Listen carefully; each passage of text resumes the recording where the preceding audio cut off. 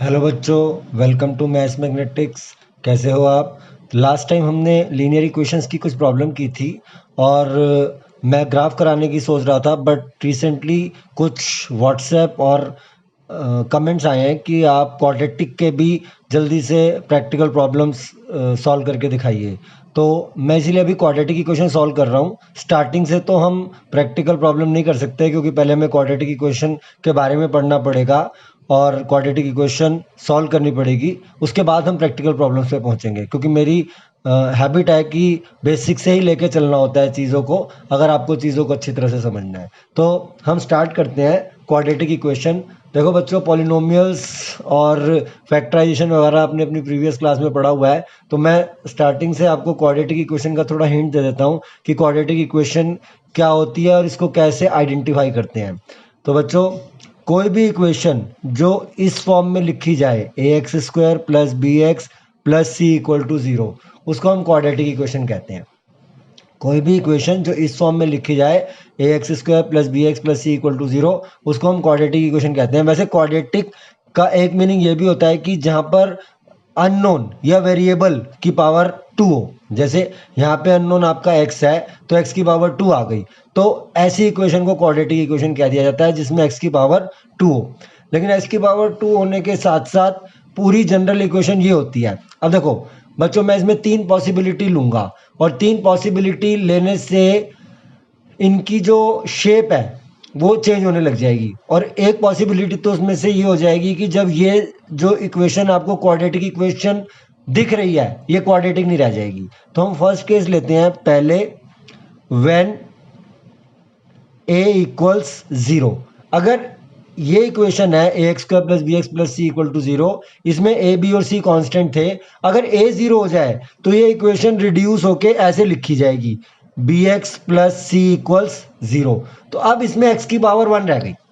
अब ये क्वाड्रेटिक नहीं है। दिस मीन्स अगर A X square plus B X plus C equal to zero में a की वैल्यू 0 ले ली जाए, तो फिर वो simple linear equation in one variable में कन्वर्ट हो जाती है और वो लीनियर इक्वेशन नहीं रह जाती है। सेकंड, अगर हम b को 0 ले लें, अगर b को 0 ले लेते हैं तो ये इक्वेशन इस फॉर्म में कन्वर्ट हो जाएगी, A X square plus C equal to 0। तो ये भी क्वाड्रेटिक है। और अगर हम थर्ड पॉसिबिलिटी ले लें कि अगर हम c को 0 ले लें तो ये equation A X square plus B X equal to 0 के फॉर्म में लिखी जाती है और ये भी क्वाड्रेटिक है, क्योंकि इसमें x की पावर 2 है। और बच्चों एक बात ध्यान रखना कि क्वाड्रेटिक इक्वेशन के हमेशा 2 सॉल्यूशंस होते हैं। हमेशा, ये किसी भी इक्वेशन के लिए है, जितनी x की पावर होगी मैक्सिमम उतने ही सॉल्यूशन होंगे। इसका मतलब अगर किसी इक्वेशन में x की पावर 3 है तो वहां पे उसके 3 सॉल्यूशन, 3 सॉल्यूशन मींस 3 आंसर। कई लोग इसको भी ऐसे भी कहते हैं 3 रूट्स।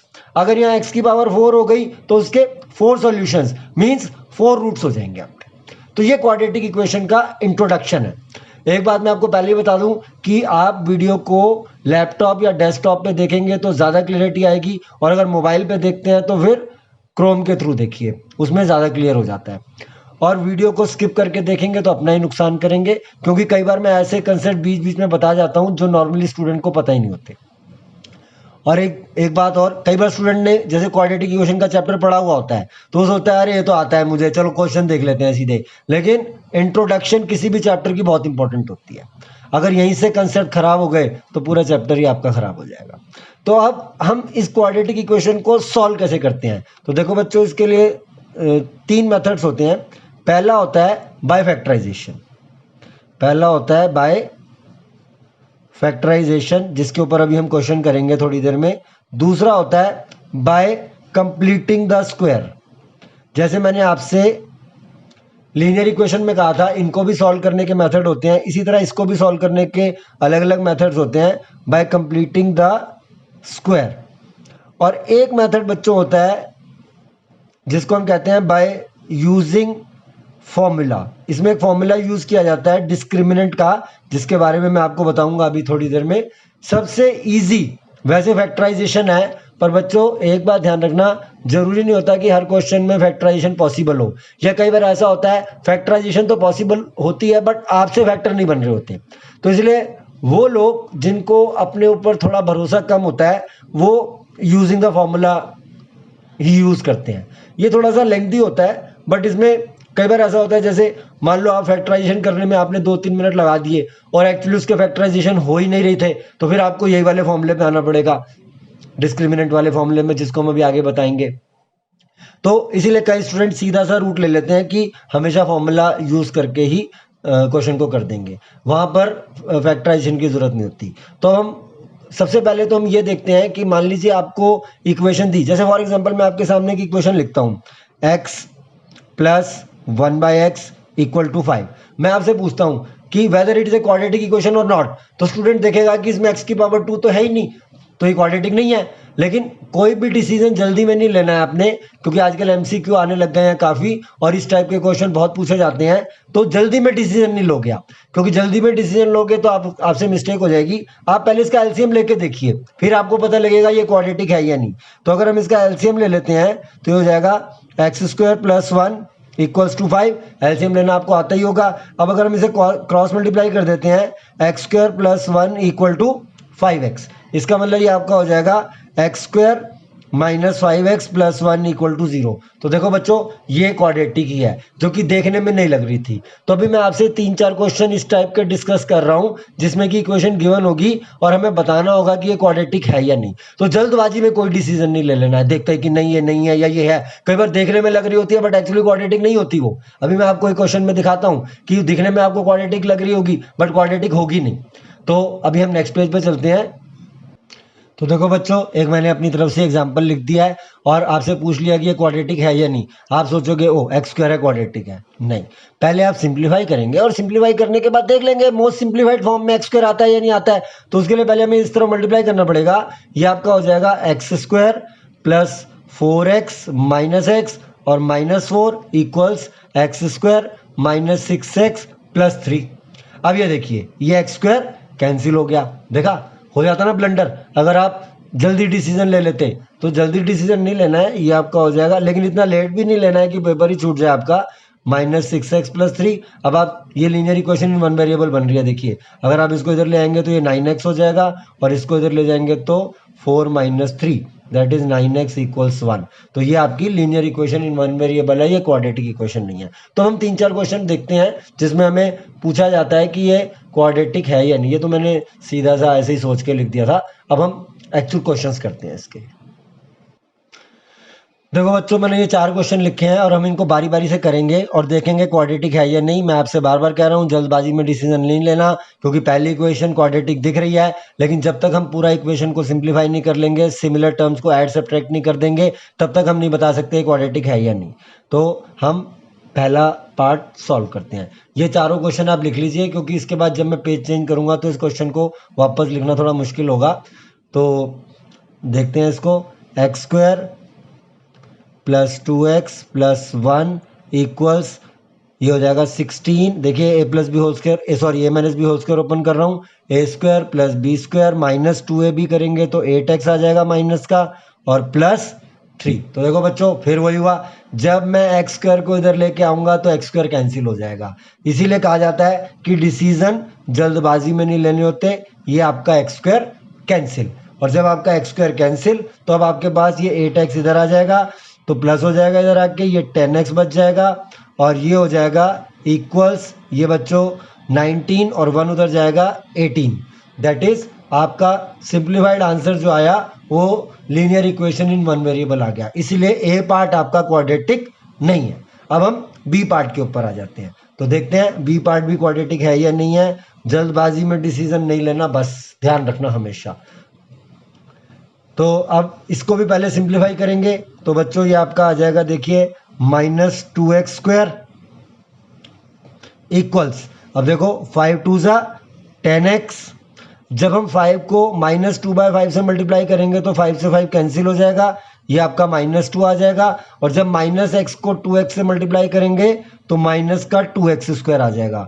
और जब -x को -2/5 से करेंगे तो प्लस का 2/5x आ जाएगा। तो देखो बच्चों, इस बार भी वही हुआ, आपका ये -2x² दोनों साइड कैंसिल हो गया, क्योंकि अगर आप 2x² को इधर लाएंगे तो कैंसिल होगा। मैंने एक साथ ही काट दिया उसको।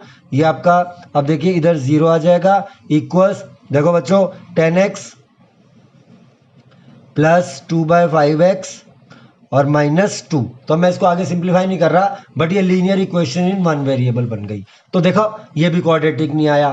तो एग्जाम में ऐसे बहुत क्वेश्चन आते हैं और आपको हमेशा केयरफुल रहना होता है। एग्जाम का मतलब ही केयरफुल रहना है कि आपको केयरफुल ही रहना है हमेशा। अब देखिए अगला क्वेश्चन भी क्वाड्रेटिक दिख रहा है मेरे को, क्योंकि k+1 × x² + 3/2x = 7। देखो यहाँ पे दिया हुआ है k की वैल्यू -1 है, तो मैं तब तक डिसाइड नहीं कर सकता ये क्वाड्रेटिक है या नहीं जब तक ये मैं k इसमें पुट ना कर दूं। क्योंकि अगर ये k की वैल्यू उसने कुछ सोच के ही दिया आपको, अगर ये k की वैल्यू -1 के अलावा कुछ और देगा तो रिजल्ट आपका कुछ और आ जाएगा। तो देखते हैं, k की जगह हम इसमें -1 डालते हैं बच्चों, तो ये हो जाएगा -1 + 1 × x² + 3/2x = 7। अब देखो बच्चों -1 + 1 0 हो गया, तो आ गया। देखिए ये वही फॉर्म बन गई जब मैं आपसे कह रहा था कि अगर a 0 हो जाए, तो देखो इसमें a 0 हो गया और ये हो जाएगा +3/2x = 7। तो इसका मतलब आ गया 3x = 14। तो इसका मतलब 3x - 14 = 0। तो बच्चों ये भी linear equation in one variable बन गई। तो देखो हमने क्वेश्चन देखा, उसके 3 पार्ट देखे, अब तक इनमें से एक भी क्वाड्रेटिक नहीं आया, और जबकि तीनों ही तुम्हें विजिबल एज ए क्वाड्रेटिक हो रहे थे। अब जो 4th पार्ट है उसमें दिखने से ही लग रहा है ये क्वाड्रेटिक नहीं है, क्योंकि यहाँ होल क्यूब है, और 90% स्टूडेंट इसको कह देंगे कि क्वाड्रेटिक नहीं है। लेकिन मेरे को नहीं पता, मैं कुछ नहीं जानता, मैं इसे पहले सिंप्लीफाई करूंगा, क्योंकि सिंप्लीफाई करने के बाद ही मुझे पता लगेगा कि ये क्वाड्रेटिक इक्वेशन है या नहीं है। तो अब हम इसको सिंप्लीफाई कर लेते हैं। मैं पेज चेंज कर रहा हूं, मैं इस क्वेश्चन को उधर लिख दूंगा। तो अब हम आगे चलते हैं। तो बच्चों मैंने क्वेश्चन लिख दिया है, x³ - x² = x - 1 whole cube. पहले हम सिंप्लीफाई करेंगे, x³ - x² इक्वल्स, यहाँ पर a - b होल क्यूब लगेगा, तो a - b होल क्यूब क्या होता है, a³ - b³ - 3ab × a - b। तो मैंने ये a - b होल क्यूब का फॉर्मूला अप्लाई कर दिया, तो ये हो जाएगा x³ - x² = x³ - 1। अब इसको मल्टीप्लाई करते हैं, -3x² और +3x। अब आपका देखिए x³ से x³ कैंसिल हो गया, तो आपके पास क्या बच जाएगा। अब हम इस -3x² को इधर ले आते हैं, तो ये 2x² हो जाएगा और = 3x - 1। और अब हम इसको ऐसे लिख देते हैं, 2x² - 3x। देखो बच्चों ये क्वाड्रेटिक इक्वेशन आ गई, क्योंकि ये एग्जैक्ट ax² + bx + c = 0 में आ रहा है। अगर इक्वेशन इस फॉर्म में आ जाती है तो वो क्वाड्रेटिक हो जाती है, मैंने स्टार्टिंग से ही आपको बताया था। तो इस तरह से आपको डिसाइड करना होता है, जल्दबाजी नहीं दिखानी होती, क्योंकि देखो इस क्वेश्चन के 4 पार्ट थे, पहले 3 पार्ट आपको क्वाड्रेटिक विजिबल हो रहे थे बट वो क्वाड्रेटिक नहीं है, और 4th पार्ट जो कि क्यूबिक इक्वेशन नजर आ रहा था लेकिन सिंप्लीफाई होकर क्वाड्रेटिक इक्वेशन है। अब हम क्वाड्रेटिक इक्वेशन को सॉल्व करने की कोशिश करते हैं, और सॉल्व करने के लिए मैंने आपको बता दिया है कि एक तो आपका फैक्टराइजेशन वाला मेथड है, एक आपका कंप्लीशन ऑफ स्क्वायर वाला मेथड है, और एक आपका फॉर्मूला यूज करना है। तो पहले हम 1-2 क्वेश्चन फैक्टराइजेशन से करेंगे, उसके बाद फिर हम फॉर्मूला भी यूज करेंगे। तो हर दोनों मेथड में आपको साथ साथ ही बता दूंगा यहाँ पे, फिर कभी कंप्लीशन ऑफ स्क्वायर की प्रैक्टिस कर लेंगे, लेकिन उसके बाद मैं एकदम आपके प्रैक्टिकल क्वेश्चंस के ऊपर आ जाऊंगा, क्योंकि हर क्लासेस में इनकी काफी इंपॉर्टेंस होती है। तो अब हम क्वेश्चन सॉल्व करते हैं इसके। तो देखो बच्चों ये मैंने 3 क्वेश्चंस लिखे हैं, 3x² - 5x + 2 = 0। आपको सॉल्व करना है इसको। मैंने आपसे पहले बता दिया है कि कोई भी क्वाड्रेटिक इक्वेशन के हमेशा 2 आंसर्स आएंगे, और वैसे ऐसा भी हो सकता है कि एक भी आंसर ना आए, वो अलग सिचुएशन होती है, उसके बारे में भी हम डिस्कस करेंगे। तो अभी हम मिडिल टर्म ब्रेक कर रहे हैं, जिसको फैक्टराइजेशन कहा जाता है, उसके ये 3 क्वेश्चंस यहाँ प्रैक्टिस कर लेते हैं, फिर नेक्स्ट 3-4 क्वेश्चन हम फॉर्मूला से कर लेंगे। तो देखो बच्चों, कभी भी आपको जैसे क्वाड्रेटिक इक्वेशन गिवन है इसका फर्स्ट पार्ट में 3x² - 5x, हमेशा एक अपनी हैबिट बनाओ, जैसे कोई क्वाड्रेटिक इक्वेशन देखो उसकी a, b और c की वैल्यूज लिख लो, क्योंकि ये चीज आपको फॉर्मूला मेथड में बहुत काम आएगी। हालांकि यहाँ पे मिडिल टर्म ब्रेक करने में इसका रोल थोड़ा कम होता है। खैर मिडिल टर्म ब्रेक करने का क्या रूल है, मिडिल टर्म ब्रेक करने के लिए आपको इन दोनों का प्रोडक्ट लेना पड़ता है, यानी किसका, a और c का। और एक बात ध्यान रखना, कई बार ऐसा होता है कि वो x² की टर्म बीच में कर देता है और x की टर्म पहले कर देता है, तो इसका मतलब ये नहीं होगा कि जो पहले वाली टर्म है उसमें जो कांस्टेंट है वो ए है। हमेशा पहले आपको इक्वेशन को अरेंज करना है A X square plus B X plus C equal to 0 की फॉर्म में। अब हमें क्या करना होता है, ए और सी का प्रोडक्ट करना होता है। तो बच्चों यहाँ पे प्रोडक्ट आ रहा है 6 और जो बीच वाली टर्म है उसको हमें एस से लिखना होता है, तो ये आ रहा है -5। तो अब आपने क्या करना होता है कि -5 को इस तरह से ब्रेक करना होता है कि उसको प्लस करें या माइनस करें तो माइनस का 5 आए और उनको मल्टीप्लाई करें तो प्लस का 6 आए। तो देखो बच्चों, फैक्टर बनाने का रूल क्या होता है, पहले जो ये प्रोडक्ट होता है इसके हम फैक्टर्स बना लेते हैं। तो देखो हम 6 के प्रोडक्ट 6 है तो 6 के फैक्टर्स बनाते हैं। ये हो जाएगा आपका 2 3 3 1 1। तो आपके पास फैक्टर्स आ गए, क्या क्या फैक्टर्स आ गए, 2 3 1। अब आपने इनको इस तरह से करना है कि इसको प्लस करें या माइनस करें तो माइनस का 5 आ जाए। तो देखो बहुत ही सिंपल है। आप सोचो, अगर आप ये सारे फैक्टर यूज हो जाने चाहिए। अगर हम 2 + 3 करेंगे तो 6 तो आएगा लेकिन आपका +5 आ जाएगा, जबकि आपको -5 चाहिए। तो ये चीज, इन चीजों का ध्यान रखना होता है आपको। तो फिर हम किस तरह से करें, हमने एक चीज देखी कि अगर हम देखो 2 + 3 करते हैं तो 5 आ जाएगा, लेकिन हमें -5 चाहिए। तो फिर मैं काम करता हूं, मैं इसको ऐसे कर देता हूं -2 - 3। तो बच्चों -2 - 3 कितना हो जाता है, -5। और जब मैं -2 × -3 करूंगा तो कितना आ जाएगा, प्लस का 6। तो हमारे फैक्टर्स बन गए। अब हम इसको बस ब्रेक करेंगे मिडिल टर्म को। कैसे, इधर देखिए, ये हो जाएगा आपका 3x² - 2x - 3x + 2 = 0। अब इन दोनों में से कॉमन लेना होता है और उन दोनों में से कॉमन लेना होता है। इन दोनों में से देखो अगर कुछ भी कॉमन नहीं आ रहा, x तो हमेशा आएगा ही आएगा। अगर कुछ भी कॉमन नहीं आ रहा तो x तो हमेशा आएगा ही आएगा। तो हम x कॉमन ले लेते हैं। तो बच्चों यहाँ से x कॉमन ले लेंगे तो क्या हो जाएगा, 3x, और यहाँ से x कॉमन ले लेंगे तो 2। अब इन दोनों में से कुछ नहीं कॉमन आ रहा। अगर कुछ नहीं आ रहा तो 1 तो होता ही है कॉमन। तो एक नेगेटिव साइन बाहर लिया और 1 बाहर लिया, तो उससे क्या हो जाएगा, ये 3x। और क्योंकि आप माइनस बाहर ले चुके हो तो ये प्लस जो है माइनस से रिप्लेस हो जाएगा =0। एक बात ध्यान रखना बच्चों, ये दो टर्म हमेशा सेम आती हैं। कौन कौन सी टर्म, एक ये टर्म और एक ये टर्म, ये हमेशा सेम आएगी आपकी। अब स्टूडेंट क्या करते हैं, इसमें कई बार उन्होंने मिडिल टर्म ब्रेक गलत कर दी होती है, वो जबरदस्ती यहाँ पे यही वाली टर्म लिख देते हैं और ये सोचते हैं हमारा सही है। नहीं, आपको ध्यान देना है कि एग्जैक्ट कॉमन लेके वो आ भी रहा है सेम या नहीं। और अगर वो टर्म, ये वाली टर्म इसके इक्वल नहीं आ रही है तो उसका ना आपकी मिडिल टर्म ब्रेक करने में गलती हो चुकी है। आप उसको सही कीजिए, जबरदस्ती यहाँ पे वो नहीं लिखना जो इधर आ रहा है।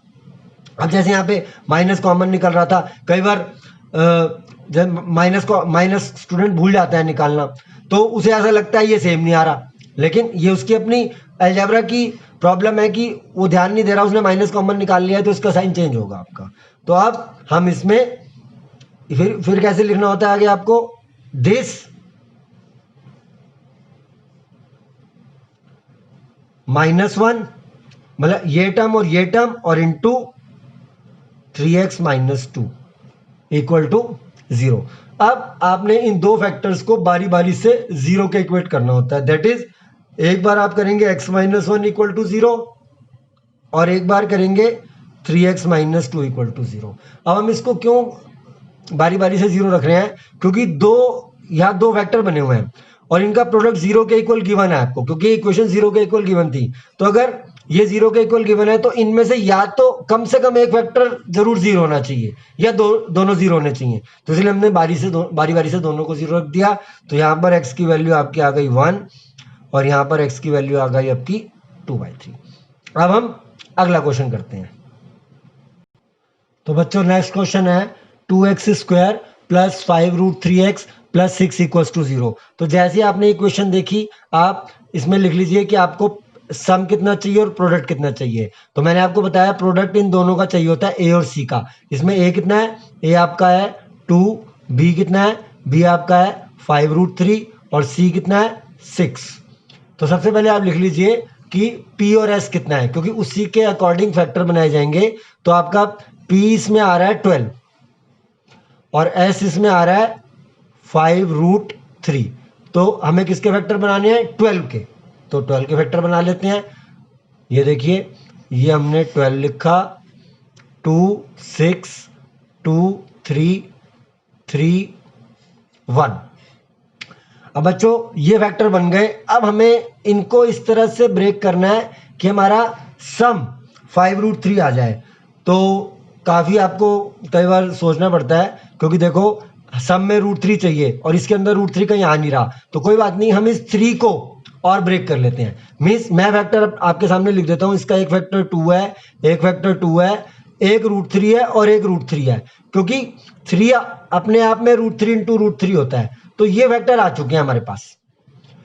अब हमें इसमें से इस तरह से ब्रेक करना है कि 5√3 आ जाए। तो बच्चों सिंपल सी बात है, देखो हो गया। आप क्या कीजिए, इस तरह से देखिए 2 2 और √3, अगर इन तीनों को मल्टीप्लाई करूंगा तो क्या आएगा 4√3, और इस √3 को अलग रहने दो। तो इसका मतलब कैसे मैंने इसको ब्रेक किया, 4√3 प्लस √3। तो देखो बच्चों 4√3 प्लस √3 कितना आ जाएगा 5√3, और जब मल्टीप्लाई करूंगा तो 12 आ जाएगा। तो अब हम इसमें पुट यहाँ पे ब्रेक कर देते हैं इसकी मिडिल टर्म। तो ये हो जाएगा आपका 2x² plus 4√3x plus √3x plus 6। देखो बच्चों यहाँ पर आने के बाद भी स्टूडेंट से गलती हो जाती है, क्योंकि अब वो कॉमन लेने में गलती करता है। उसको ढंग से समझ में नहीं आ रहा होता कि इन दोनों में क्या कॉमन है। इन दोनों में उसको सिर्फ x कॉमन दिख रहा होता है और 2 कॉमन दिख रहा होता है, बट यहाँ पर उसे कॉमन लेने में प्रॉब्लम आ जाएगी। यहाँ तो खैर है ही 2x कॉमन, तो अगर हम 2x कॉमन ले लेते हैं तो ये आपके पास आ जाएगा x प्लस 2√3, और इन दोनों में से कुछ भी कॉमन नहीं दिख रहा, लेकिन मुझे दिख रहा है। अब स्टूडेंट कई बार ये भी कर सकता है, उसको समझ में नहीं आ रहा, अगर मिड टर्म सही स्प्लिट करी हुई है तो बाहर, अब क्योंकि वो कुछ लिखने में दिक्कत करेगा, क्या लिखेगा इसके बाहर, वो उसको लग रहा है 6 है या √3 है, कुछ भी कॉमन नहीं है। लेकिन बच्चों ध्यान से सोचो कि 6 के अपने वेक्टर क्या होते हैं, 2 और 3। तो इसका मतलब ये हो गया, मैं एक स्टेप बढ़ा के लिख रहा हूं, ध्यान से समझ लो इस चीज को। इसको हम लिख देते हैं 2√3 इंटू √3। तो देखो बच्चों 2√3 इंटू √3 क्या होता है 3 इंटू 2 6। तो 6 को मैंने ऐसे लिख दिया। अब √3 कॉमन दिख रहा है आपको, तो अब √3 कॉमन ले लीजिए। तो ये हो जाएगा 2x कॉमन यहां पर लिया हुआ है ऑलरेडी, 2√3 और प्लस इन दोनों में से √3x कॉमन। तो ये हो जाएगा x प्लस 2√3 इक्वल्स 0। बच्चों सबसे ज्यादा दिक्कत स्टूडेंट्स को रूट वाले क्वेश्चन में आती है मिड टर्म ब्रेक करने में, और जो मैं समझ रहा हूं कि मैंने आपको बहुत अच्छी तरह से समझा दिया है। सॉरी यहाँ पे बच्चों x कॉमन नहीं आएगा, सिर्फ √3 ही कॉमन है। अगली दो टर्म में से इस x को हम हटा देते हैं। तो ये आपका हो जाएगा 2x plus √3 into x plus 2√3 equals 0। बस अब हम इसको लिख देंगे दोनों टर्म को बारी बारी से 0। तो 2x प्लस √3 इक्वल टू 0 और x प्लस 2√3 इक्वल टू 0। तो यहाँ से x की वैल्यू आ जाएगी माइनस √3/2 और यहाँ से x की वैल्यू आ जाएगी माइनस 2√3। वैसे आप अपना आंसर भी चेक कर सकते हैं। आप ये x की वैल्यू गिवन इक्वेशन में पुट कर दीजिए। अगर left hand side right hand side के इक्वल आ गई तो इसका मतलब आपका आंसर ठीक है। अब हम नेक्स्ट क्वेश्चन करते हैं। तो बच्चों हमारा अगला क्वेश्चन है 3√3x² plus 10x plus √3 equals to 0। तो देखिए इसमें a की वैल्यू क्या है 3√3, b की वैल्यू क्या है 10 और c की वैल्यू क्या है √3। तो जैसा कि आपको पता है प्रोडक्ट आपको किस किस का लेना होता है, a और c का। तो इसमें हमारा जो प्रोडक्ट आएगा वो आ जाएगा आपका 3√3 इंटू √3, दिस मीन्स 9, और सम आपको क्या चाहिए 10। तो सिंपल है, ये तो देखते पता लग गया 9 + 1, क्योंकि 9 + 1 करूंगा तो 10 आ जाएगा, 9 इंटू 1 करूंगा तो 9 आएगा। तो इस 10x को हम लिख देंगे 9x प्लस x। तो इस बार मैं स्ट्रेट ही कर रहा हूँ, फैक्टर बनाने की जरूरत ही नहीं पड़ी। 3√3x² plus 9x plus x plus √3 equals 0। अब देखो बच्चों कॉमन निकालने में फिर थोड़ी सी दिक्कत आ सकती है स्टूडेंट्स को, क्योंकि जब एक टर्म में रूट होता है और दूसरी में नहीं होता तो थोड़ा सोचना पड़ जाता है। देखो 9 क्या है 3 इंटू 3, और फिर 3 क्या है √3 इंटू √3। तो मैं पहले थोड़ा सा इसको ब्रेक करके लिख देता हूँ ताकि आपको अच्छी तरह से समझ आ जाए। तो मैं 9 को लिखूंगा 3 इंटू 3 और 3 को लिखूंगा √3 इंटू √3 और फिर 9 इंटू 3। तो देखो मैंने उसको स्प्लिट कर दिया आपके लिए, लेकिन जब आप थोड़े टाइम में परफेक्ट हो जाओगे तो इस सब की जरूरत नहीं होती। तो x प्लस √3 इक्वल्स टू 0। ये अब देखो क्या कॉमन है, एक तो x मैंने आपको बोला आपको बताया था पहली दो टर्म्स में एक्स तो कॉमन आएगा ही आएगा, इसके अलावा 3√3 कॉमन आ रहा है, तो हमने 3√3 कॉमन ले लिया। तो अगर हम 3√3 कॉमन ले लेते हैं बच्चों तो क्या बच जाएगा, यहाँ पे 3√3 गया तो सिंपली एक्स बच गया। अब देखो बच्चों यहाँ से 3√3 कॉमन चला गया तो बच गया √3। ठीक है बच्चों, अब आगे इन दो टर्म में कुछ भी कॉमन नहीं है, और मैंने आपको बताया था कि अगर कुछ भी कॉमन नहीं है 1 तो कॉमन है ही है, तो ये बच गया x प्लस √3 इक्वल्स 0। तो अब आपके पास ये आ गया 3√3x प्लस 1, ध्यान से देखो ये टर्म और ये टर्म, और साथ में x प्लस √3 इक्वल्स 0। तो जब हम इनको बारी बारी से 0 रखेंगे तो 3√3x प्लस 1 इक्वल 0, और यहाँ पर आ जाएगा x प्लस √3 इक्वल 0। तो यहाँ पे x की वैल्यू आ जाएगी -1/3√3, और यहाँ पे x की वैल्यू आ जाएगी -√3। तो ये आपका आंसर आ जाएगा। आप चाहें तो किसी में भी पुट, इन दोनों में से किसी को भी पुट कर दीजिए, तो यहाँ पे left hand side right hand side के इक्वल आ जाएगी। अब हम कुछ क्वेश्चन ऐसे करते हैं जिसमें मैं मिडिल टर्म ब्रेक नहीं करूंगा, क्योंकि ये एक मेथड था जो मैंने आपको बता दिया। अब मैं आपको फॉर्मूले वाला मेथड बताता हूँ कि फॉर्मूला लगा के किस तरह से क्वेश्चन किया जाता है, क्योंकि अगर आपसे मिडिल टर्म ब्रेक नहीं हो रही तो फिर वो फॉर्मूला आपकी हेल्प कर देगा। क्योंकि दो पॉसिबिलिटी होती है, कई क्वेश्चंस के अंदर तो मिड टर्म ब्रेक हो ही नहीं सकती है, लेकिन कईयों में हो रही होती है, बट स्टूडेंट नहीं बना पा रहा होता फैक्टर। तो ऐसे स्टूडेंट जिनको थोड़ी सी दिक्कत है फैक्टर बनाने में, वो उस वाले मेथड को फॉलो करें तो ज्यादा अच्छा रहेगा। तो बच्चों ये क्वेश्चंस हैं, इनमें से पहले दो क्वेश्चन मैं आपको फॉर्मूले से करके दिखाऊंगा, और बाकी दो क्वेश्चन हम नॉर्मली मिड टर्म ब्रेक करके या फैक्टराइजेशन से ही करेंगे। तो आपको जो मेथड इजी लगे आप उससे कर सकते हैं क्वेश्चन। तो हम ये वाला क्वेश्चन फर्स्ट पार्ट ले रहे हैं, इसमें यह है 4√3x² plus 5x minus 2√3 equal 0। तो बच्चों पहले तो आप इसमें ABC लिख लीजिए, और उससे A की वैल्यू आ गई 4√3, B की वैल्यू आ गई 5, और C की वैल्यू नेगेटिव है तो आप नेगेटिव साइन लेंगे, क्योंकि स्टूडेंट ये एक बहुत बड़ी मिस्टेक करते हैं, नेगेटिव साइन को इग्नोर कर देते हैं और 2√3 लिख देते हैं। अब मैं पहले आपको फॉर्मूला लिख के दे रहा हूँ, लेकिन फॉर्मूला लिखने से पहले आपको एक टर्म बता रहा हूँ जो इसके अंदर यूज होनी है, उसे कहते हैं डी। डी का मतलब है डिस्क्रिमिनेंट। क्या मतलब है डी का? डिस्क्रिमिनेंट। फॉर्मूले के लिए आपको डिस्क्रिमिनेंट निकालना आना चाहिए, और डिस्क्रिमिनेंट का फॉर्मूला होता है b² माइनस 4ac। क्या फॉर्मूला होता है? b² minus 4ac। तो पहले हम डिस्क्रिमिनेंट ही कैलकुलेट करेंगे। तो देखिए मैंने abc कैलकुलेट कर रखा है, तो अगर हम इसका d कैलकुलेट करेंगे तो वो हो जाएगा b²।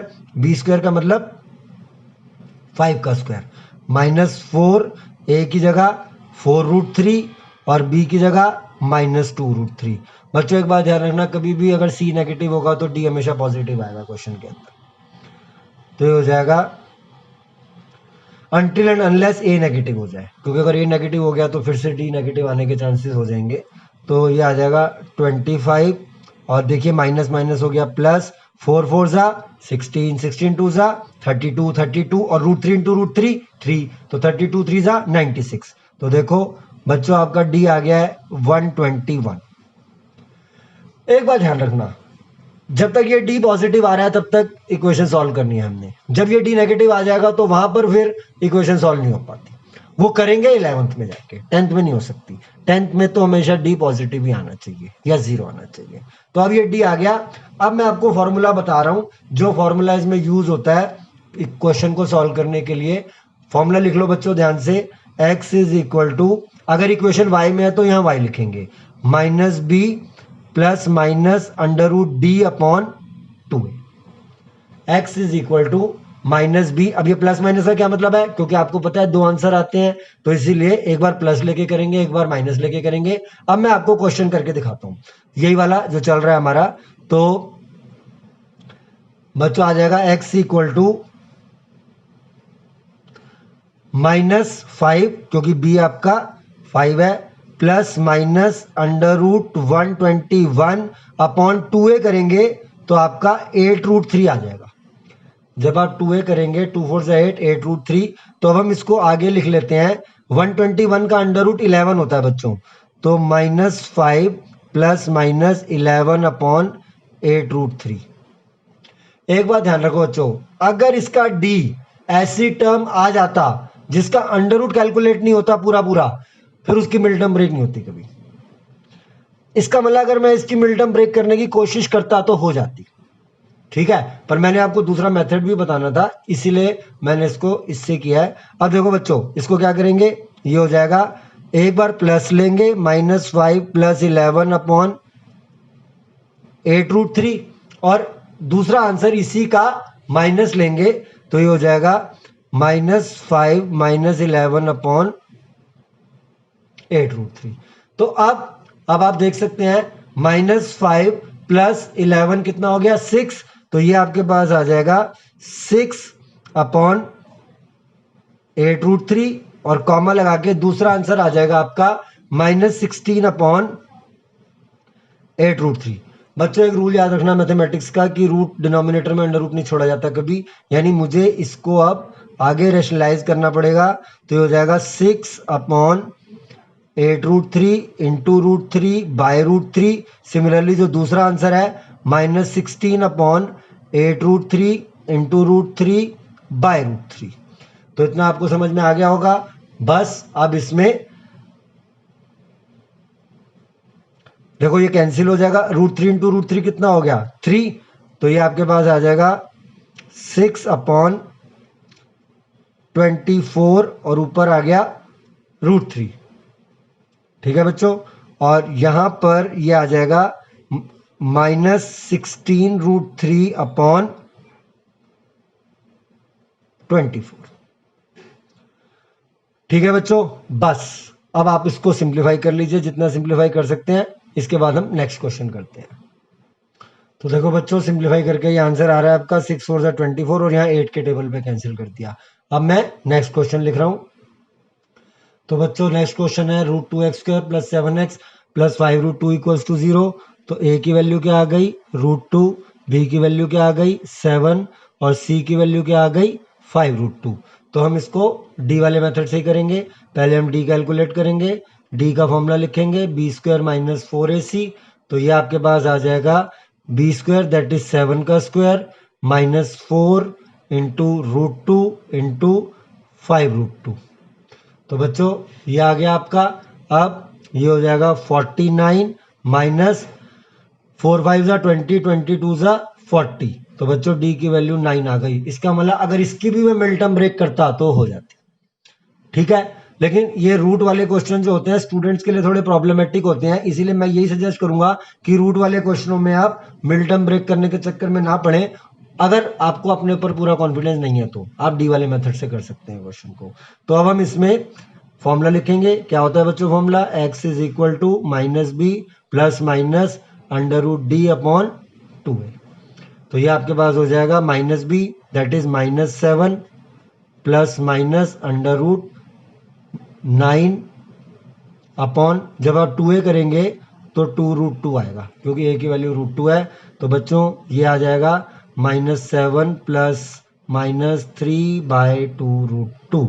तो ये आ जाएगा -7 + 3 -4/2√2। फिर दूसरी वैल्यू माइनस की लेंगे -10/2√2। अब आप इसे सिंप्लीफाई कर लीजिएगा, डिनोमिनेटर में रूट नहीं छोड़ते, बात ध्यान रखिएगा, ठीक है। अब हम नेक्स्ट क्वेश्चन करते हैं।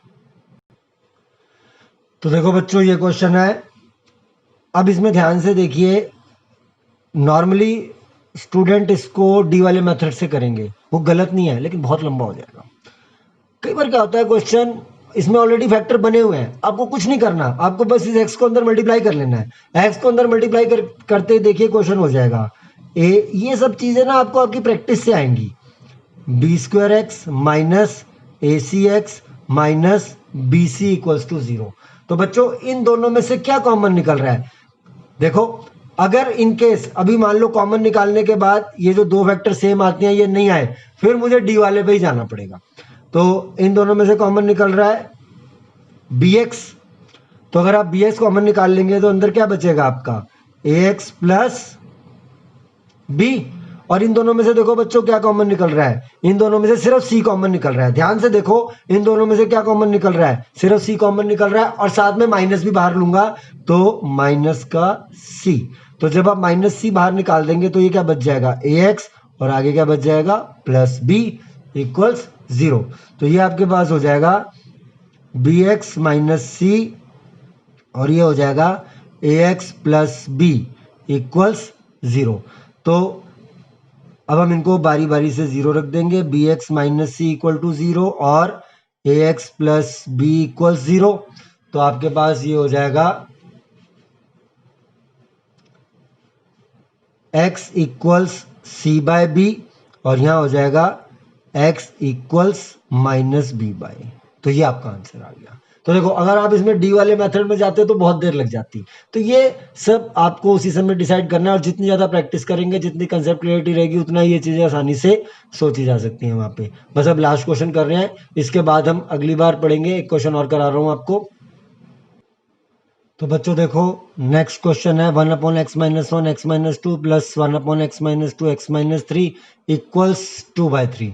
तो अब इस क्वेश्चन को अगर आप सॉल्व करना चाहते हैं, क्योंकि ये डायरेक्ट क्वाड्रेटिक की फॉर्म में नहीं दिया हुआ, मैं एबीसी नहीं बता सकता इसमें से, तो पहले हम इसको सिंप्लीफाई करेंगे, और सिंप्लीफाई करने के लिए हमें एलसीएम लेना होगा। तो पहले हम एलसीएम लेते हैं। तो देखो बच्चों, आपको पता है एलसीएम में दो टर्म्स में जो टर्म दोनों में आ रही होती है उसको एक ही बार लिखना होता है। तो इसीलिए एलसीएम आ जाएगा आपका एक्स माइनस 1 एक्स माइनस 2 और x माइनस 3। ये आपका एलसीएम आ गया। अब आपको एलसीएम लेना आता ही है, ये इधर डिवाइड करेंगे तो x माइनस 3 बचेगा, ये x माइनस 3 और प्लस यहाँ पे x माइनस 1 बचेगा इक्वल्स 2/3। यहाँ पर कई बार मैंने देखा है स्टूडेंट को इस क्वेश्चन के अंदर उनके माइंड में कुछ और ही चलने लग जाता है, और वो इन तीनों ब्रैकेट्स को मल्टीप्लाई कर लेते हैं। अगर ये तीनों ब्रैकेट आपने मल्टीप्लाई कर ली तो क्यूबिक इक्वेशन बन जाएगी। आपको क्यूबिक इक्वेशन सॉल्व करनी नहीं आती। वैसे आपने शायद 9th में फैक्टर थ्योरम कर रखी है, उसके अकॉर्डिंग थोड़ा बहुत कर सकते हो, बट आपसे यहाँ क्वाड्रेटिक में नहीं पूछा जाएगा ये। और आगे बढ़ाते हैं क्वेश्चन को। देखो 2x minus 4 upon x minus 1 x minus 2 x minus 3 equals 2/3। तो बच्चों यहाँ पे जब 2 कॉमन लेंगे ऊपर तो ये x माइनस 2 आ जाएगा, और नीचे आपका x minus 1 x minus 2 x minus 3 equals 2/3। देखो बच्चों, ये x माइनस 2 कैंसिल हो गया।